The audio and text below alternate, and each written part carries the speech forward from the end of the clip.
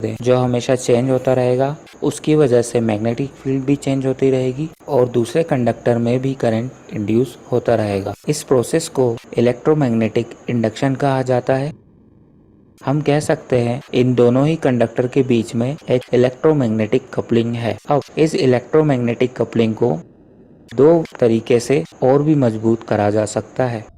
जैसे कि पहला तरीका है दोनों तरफ हम वायर का यूज ना कर कॉइल्स का यूज करें, और दूसरा तरीका यह है कि हम इन दोनों कॉइल्स के बीच में मैग्नेटिक कोर रख दें, जिससे मैग्नेटिक फ्लक्स को लो रिलक्टेंस पाथ मिलेगा और मैग्नेटिक फील्ड आसानी से बन पाएगी। जैसा कि हम इस उदाहरण में देख सकते हैं, लेफ्ट साइड की कॉइल में नंबर ऑफ टर्न्स कम है, जिसे हम प्राइमरी कॉइल भी कहते हैं, और राइट साइड की कॉइल में नंबर ऑफ टर्न्स ज़्यादा है और इसे हम सेकेंडरी कॉइल भी कहते हैं। इस केस में ट्रांसफॉर्मर स्टेप अप ट्रांसफॉर्मर कहलाएगा और दूसरी तरफ जो वोल्टेज इंड्यूस होगा V आउट, यह ज़्यादा होगा दिए गए वोल्टेज V इन से, जबकि करंट रिड्यूस हो जाएगा एंड पावर कांस्टेंट रहेगी। इसी प्रकार जब प्राइमरी कॉइल में नंबर ऑफ टर्न्स ज़्यादा होते हैं और सेकेंडरी कॉइल में नंबर ऑफ टर्न्स कम होते हैं, तब यह ट्रांसफॉर्मर स्टेप डाउन ट्रांसफॉर्मर कहलाता है और सेकेंडरी साइड इंड्यूस हुआ वोल्टेज V आउट कम होता है दिए गए वोल्टेज V इन से।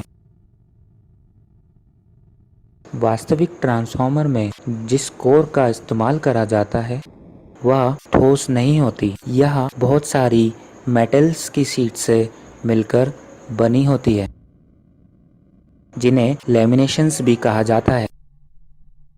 इस प्रकार की बनावट को एडी करंट लॉस को कम करने के लिए इस्तेमाल करा जाता है, जो कि कोर के अंदर होता है।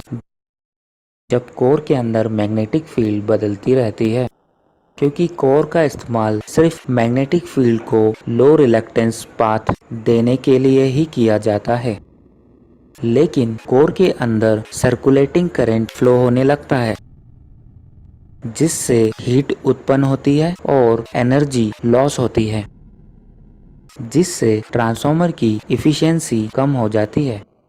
यह सर्कुलेटिंग करंट कोर के अंदर इसलिए उत्पन्न होता है क्योंकि कोर खुद भी बदलती हुई मैग्नेटिक फील्ड में रखी होती है, क्योंकि ट्रांसफॉर्मर में साइनसॉइडल करंट दिया जाता है। इस पावर लॉस से बचने के लिए ही कोर को लेमिनेट करा जाता है। यह लेमिनेशन हाईली परमिएबल मटेरियल की बनी होती है, यानी कि सिलिकॉन स्टील। पतली शीट का रेजिस्टेंस ज़्यादा होता है, जिसकी वजह से वह करंट के फ्लो को अपोज करता है और इससे सर्कुलेटिंग करंट कम हो जाता है। लेमिनेशन की मोटाई 0.25 mm से लेकर 5 mm तक हो सकती है, और क्योंकि स्टील एक अच्छा चालक है, जिसकी वजह से इन लेमिनेशंस को भी आपस में इंसुलेट करा जाता है, जिस